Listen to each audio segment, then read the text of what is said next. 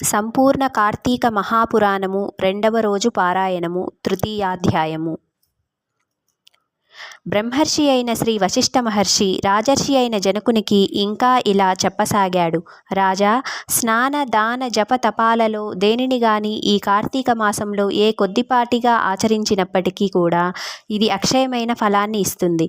ఎవరైతే సుఖలాలసులై శరీర కష్టానికి జడిసి కార్తీక వ్రతాన్ని ఆచరించరో అటువంటి వాళ్ళు 100 జన్మలు కుక్కలుగా పుడతారు. శ్లోకము.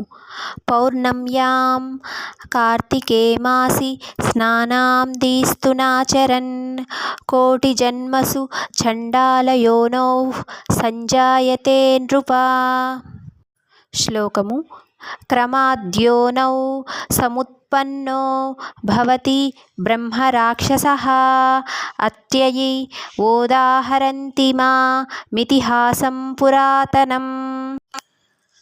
కార్తీక పౌర్ణమి నాడు స్నానము, దానము, జపము, ఉపవాసాలలో ఏ ఒక్కటి కూడా ఆచరించని వాళ్ళు 1,000,000 పర్యాయాలు చండాలపు స్త్రీలయందు జన్మించి తుదకు బ్రహ్మరాక్షసులుగా పరిణమిస్తారు. ఇందుకు ఉదాహరణగా ఒక గాథను చెబుతాను వినండి. తత్వనిష్టోపాఖ్యానము. అతి పూర్వకాలంలో ఆంధ్రదేశములో తత్వనిష్ఠుడనే బ్రాహ్మణుడు ఉండేవాడు. సకల శాస్త్ర పారంగతుడు, అసత్యములను పలుకనివాడు, అన్ని భూతముల యందును దయాళువు, తీర్థాటనా ప్రియుడు అయిన ఆ విప్రుడు ఒకానొక తీర్థయాత్రా సందర్భముగా ప్రయాణిస్తూ మార్గమధ్యములో గోదావరి తీరాన గల ఒకానొక ఎత్తైన మర్రి చెట్టు మీద కారు నలుపు ఛాయగలవాళ్ళు, ఎండిన డొక్కలు కలవాళ్ళు, ఎర్రని నేత్రములు, గడ్డములు కలవాళ్ళు, గుచ్చబడిన ఎనుప తీగలకు మల్లె పైకి నిక్కి ఉన్న తల వెంట్రుకలతో ఉన్నవారు, వికృత వదనారవిందాలతో కత్తులు కపాలాలు ధరించి సర్వజీవ భయంకరులుగా ఉన్న 3 బ్రహ్మరాక్షసులను చూశాడు. ఆ రాక్షసుల వలన భయము చేత ఆ మర్రి చెట్టు 4 వైపులా కూడా 12 మైళ్ళ దూరములో ఎక్కడా ప్రాణి సంచారమనేదే ఉండేది కాదు. అటువంటి భయంకర స్వరూపులైన ఆ రాక్షసులను అల్లంత దూరమునంతనే చూసిన తత్వనిష్ఠుడు అదిరిపడ్డాడు. దానితో పాటే ఆ రాక్షసులు కూడా తనను చూడటంతో మరింత భయపడిన వాడై శోకాకుల చిత్తముతో శ్రీహరిని స్మరించసాగాడు. తత్వనిష్ఠుడి శరణాగతి. శ్లోకము. త్రాహి దేవేశ లోకేశ త్రాహి నారాయణావ్యయ సమస్త భయ విధ్వంసిన్ త్రాహి మాం శరణాగతం వ్యాసం పశ్యామి దేవేశ త్వత్తోహం జగదీశ్వర. అంటే, దేవతలకు లోకాలకు కూడా యజమానివైన వాడా నారాయణ, అవ్యయ, నన్ను కాపాడు, అన్ని రకాల భయాలను అంతము చేసేవాడా, నిన్నే శరణాగతి కోరుతున్నా, నన్ను రక్షించు. ఓ జగదీశ్వర, నువ్వు తప్ప ఇంకొక దిక్కు ఎరుగని వాడను, నన్ను కాపాడు, రక్షించు అని ఎలుగెత్తి స్మరించుచు రాక్షస భయముతో అక్కడి నుంచి పారిపోసాగాడు. అతనిని పట్టి వధించాలనే తలంపుతో ఆ రాక్షస త్రయము అతని వెనుకనే పరిగెత్తసాగింది. రక్కసుల పారుణకి చేరువవుతున్న కొద్దీ సాత్వికమైన విప్రతేజస్సు కంటపడటం వలన తెరిపి లేకుండా అతనిచే స్మరించబడుతున్న హరినామము చెవుల పడుట వలన వెంటనే వారికి జ్ఞానోదయమైనది. అదే తడవుగా ఆ బాపనికి ఎదురుగా చేరుకొని దండ ప్రణామాలు అర్పించి అతనికి తమ వలన కీడు కలుగబోదని నమ్మబలికి, ఓ బ్రాహ్మణుడా, నీ దర్శనముతో మా పాపాలు నశించిపోయాయి అని పునః నమస్కరించారు. వారి నమ్రతకు కుదుటపడిన హృదయముతో తత్వనిష్ఠుడు, మీరెవరు, చేయరాని పనులు వేనిని చేయటం వలన ఇలా అయిపోయారు, మీ మాటలు వింటుంటే బుద్ధిమంతుల్లా ఉన్నారు, మరి ఈ వికృత స్వరూపాలేమిటి, నాకు వివరంగా చెప్పండి, మీ భయబాధావలి తొలగే దారి చెబుతాను అన్నాడు. ద్రావిడుని కథ. పారుని పలుకులపై ఆ రక్కసులలో ఒకడు తన కథనిలా వినిపించసాగాడు. విప్రోత్తమ, నేను ద్రావిడుడను. ద్రవిడదేశమందలి మందరమనే గ్రామాధికారినైన నేను కులానికి బ్రాహ్మణుడనే అయినా గుణానికి కుటిలుడని, వంచనామయా వచః చమత్కారుడిని అయి ఉండేవాడిని. నా కుటుంబ శ్రేయస్సుకై అనేక మంది విప్రుల విత్తాన్ని హరించాను. బంధువులకు గాని బ్రాహ్మణులకు గాని ఏనాడూ పట్టెడన్నమైనా పెట్టి ఎరుగను. నయవంచనలతో బ్రాహ్మణ ధనాన్ని అపహరించడం చేత నా కుటుంబము నాతో సహా 7 తరాల వాళ్ళు అధోగతుల పాలైపోయారు. మరణానంతరము దుస్సహమైన నరకయాతనను అనుభవించి చివరికిలా బ్రహ్మరాక్షసుడనయ్యాను. కృపాయత్త చిత్తుడవై నాకు ముక్తినిచ్చే యుక్తిని చెప్పు అన్నాడు. ఆంధ్రదేశీయుని గాథ. రెండవ రాక్షసుడిలా విన్నపించుకోసాగాడు. ఓ పవిత్రుడా, నేను ఆంధ్రుడను. నిత్యము నా తల్లిదండ్రులతో కలహించుచూ వారిని దూషించుచూ ఉండేవాడిని. నేను నా భార్యా పిల్లలతో మృష్టాన్నాన్ని తింటూ తల్లిదండ్రులకు మాత్రం చద్దికూటిని పడివేసేవాడిని. బాంధవ బ్రహ్మణ కోటికేనాడు ఒక పూటైనా భోజనము పెట్టక విపరీతముగా ధనార్జన చేసి ఆ కావరముతో బ్రతికేవాడిని. ఆ శరీరము కాలం చేశాక నరకాన పడి ఘోరాతి ఘోరమైన బాధలను అనుభవించి చివరికి ఇక్కడ పరిణమించాను. ఆ ద్రావిడునికి వలనే నాకు కూడా ముక్తి కలిగే దారిని బోధించుము అని అన్నాడు. పూజారి కథ. అనంతరం మూడవ రాక్షసుడు ముందరకు వచ్చి ఇలా మొరపెట్టాడు. ఓ సదాచార సంపన్నుడా, నేను ఆంధ్రదేశపు బ్రాహ్మణుడను. విష్ణువాలయంలో పూజారిగా ఉండేవాడిని. కాముకుడను, అహంభావిని, కఠిన వచస్కుడిని అయిన నేను భక్తులు స్వామివారికి అర్పించే కైంకర్యాలన్నింటినీ నా వైశ్యలకు అందజేసి విష్ణు సేవలను సక్రమముగా చేయక గర్వముతో తిరిగేవాడిని. తుదకు గుడి దీపాలలో నూనెని కూడా హరించి వేశ్యలకు దారపోసి వారితో సంభోగ సుఖములను అనుభవించుచు పాపపుణ్య విచక్షణారహితుడనై ప్రవర్తించేవాడిని. ఆ నా దోషాలకు ప్రతిఫలంగా నరకమును చవిచూసి అనంతరము ఈ భూమిపై నానావిధ హీన యోనులలోనూ నానా నీచ జన్మలను ఎత్తి తుట్టతుడకు ఇటువంటి బ్రహ్మరాక్షసునిగా పరిణమించాను.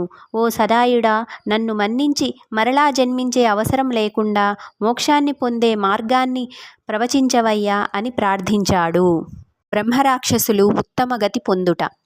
తమ తమ పూర్వ భవకృత మహాగరాశికి ఎంతగానో పశ్చాత్తాపపడుతున్న ఆ రక్కసులకు అభయమిచ్చి భయపడకండి, నాతో కలిసి కార్తీక స్నానానికి రండి, మీ సమస్త దోషాలు నశించిపోతాయి అని చెప్పి వారిని తన వెంట బయలుదేరదీశాడా బ్రాహ్మణుడు. అందరూ కలిసి కావేరీ నదిని చేరారు. అక్కడ తత్వనిష్ఠుడు బ్రహ్మరాక్షసుల నిమిత్తమై సంకల్పము చేసి తాను స్వయముగా ముందు స్నానము చేసి పిమ్మట రక్కసుల చేత కూడా స్నానం చేయించాడు. అనంతరము శ్లోకము.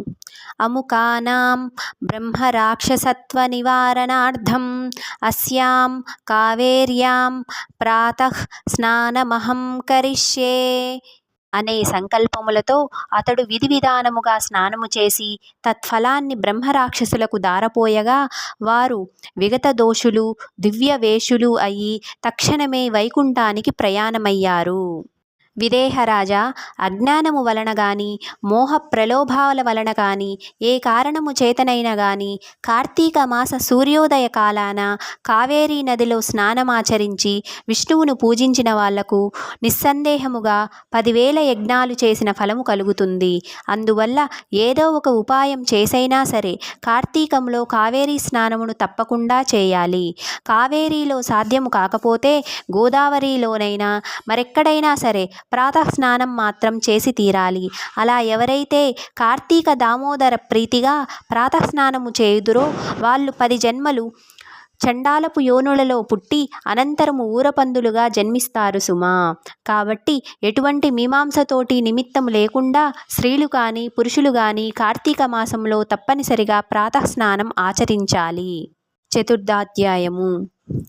జనకుడు అడుగుతున్నాడు, హే బ్రహ్మర్షి, నువ్వింతవరకు కార్తీక మహత్యాన్ని అసాధారణ ధోరణిలో చెప్పావు. అయితే ఏ సంకల్పంతో ఈ వ్రతం ఆచరించాలో, ఏ ఏ దానాలు చేయాలో కూడా తెలియజేయి అని అన్నాడు జనకుడు. వశిష్ఠ ఉవాచ.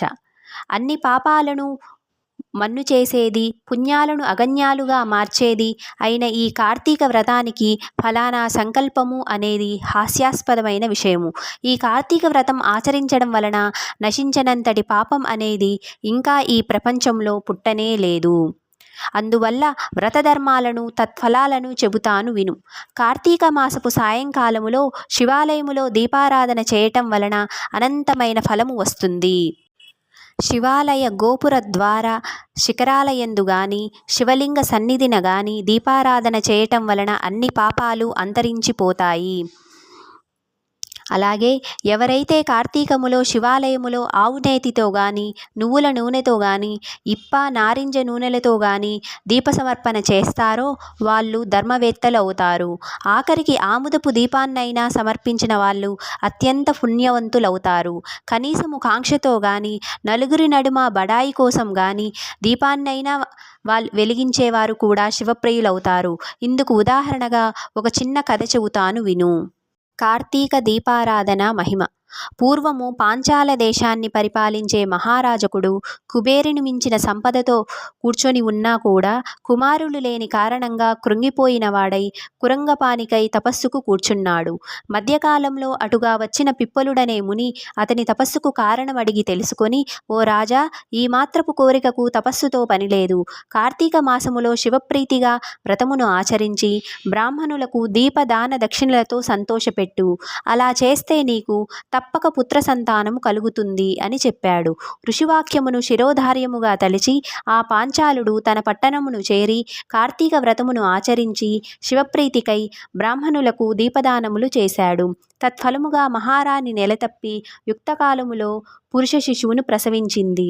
రాజదంపతులు ఆ శిశువుకి శత్రుజిత్తు అని పేరు పెట్టారు. శత్రుజిత్తు చరిత్రము. ఆ శత్రుజిత్తు దినదిన ప్రవర్ధమానుడై పెరిగి యువకుడై వీరుడై వేశ్యాంగన లోలుడై అప్పటికీ తృప్తి చెందక పరశ్రీరకృతుడై యుక్తాయుక్త విచక్షణ నాస్తికుడై శాస్త్రధిక్కారి అయి వర్ణసంకర కారకుడై హితవు చెప్పవచ్చిన వారిని చంపుతానని బెదిరించుచూ స్వేచ్ఛాచారి అయి ప్రవర్తింపసాగాడు. అటువంటి సందర్భములో సౌందర్య రాశి సింహమధ్యమ అరటిదోనెల వంటి తొడలు గలది, పెద్ద పెద్ద పిరుదులు కుచాలు కన్నులు కలది, చిలుకల వలె చక్కని పలుకులు గలది అయిన ఒక బ్రాహ్మణ పత్ని తారసిల్లింది. శత్రుజిత్తు ఆమె పట్ల మోహితుడయ్యాడు. అనుపమాన సౌందర్య శౌర్య తేజో విరాజితుడైన ఈ యువరాజు పట్ల ఆ బాపనిది కూడా మోజుపడినది.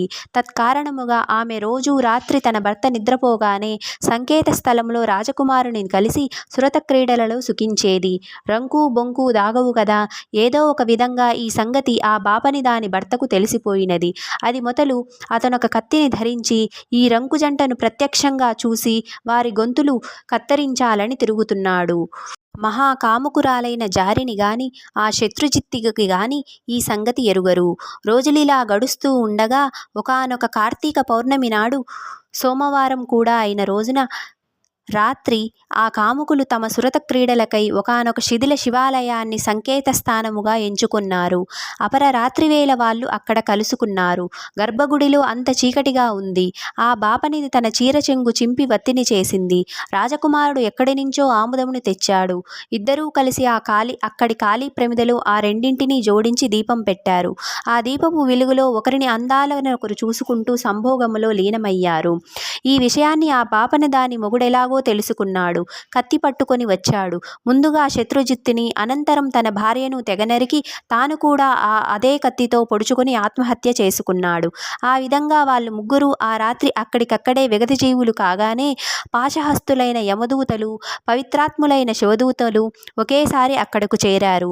శివదూతలు రాకుమారిని రంకులాడిని తమ విమానంలో కైలాసానికి తీసుకుపోసాగారు. యమదూతలు ఆ అమాయకపు బాపడిని తమతో నరకము వైపు లాగుకొని పోసాగారు. అందుకు అచ్చరువందిన ఆ పారుడు, ఓ శివదూతలారా, కాని పని చేసిన వారికి కైలాసభోగము, నా వంటి సదాచారుడికి నరకయోగమునా అని ప్రశ్నించగా అందులక ఆ శివదూతలు, వీరెంత పాపాత్ములైనా ఈ రోజు కార్తీక పూర్ణిమ సోమవారం కాబట్టి శివాలయములో అందున శిథిలావస్థలో ఉన్న శివలింగమునకు ఎదురుగా దీపారాధన చేశారు. కనుక వారి పాపాలు నేరాలు నశించి పుణ్యాత్ములయ్యారు. ఏ కారణం చేతనైనా సరే కార్తీక మాసములో అందున పౌర్ణమి నాడు, పైగా సోమవారము నాడు దేవాలయములో దీపారాధనము చేయటం వలన అత్యధిక పుణ్యాత్ములైన వీళ్లను పాపకర్ములుగా భావించి చంపిన కారణంగా నువ్వు పుణ్యహీనుడివి, పాపాత్ముడివి అయ్యావు. అందుకే నీకు నరకము, వీరికి కైలాసము అని చెప్పారు.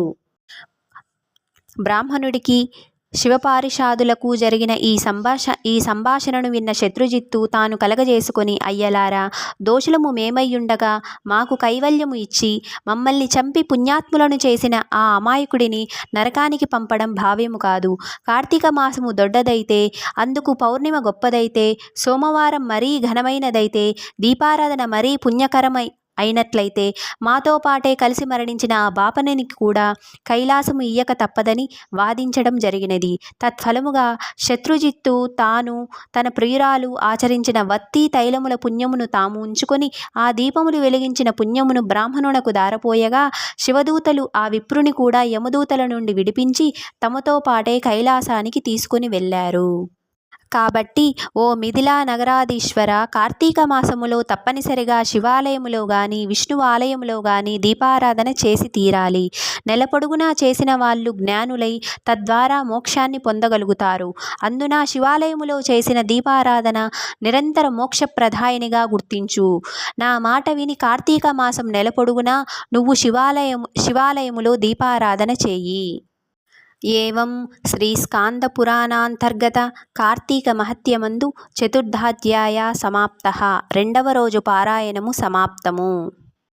కార్తీక మాసమందలి ఈ రెండవ రోజు కథ మీకు నచ్చినట్లయితే దయచేసి ఈ వీడియోని లైక్ చేయండి, షేర్ చేయండి, అలాగే ఈ ఛానల్ను సబ్స్క్రైబ్ చేసి సపోర్ట్ చేయండి. Thank you for watching. Thank you for your time. Thank you all.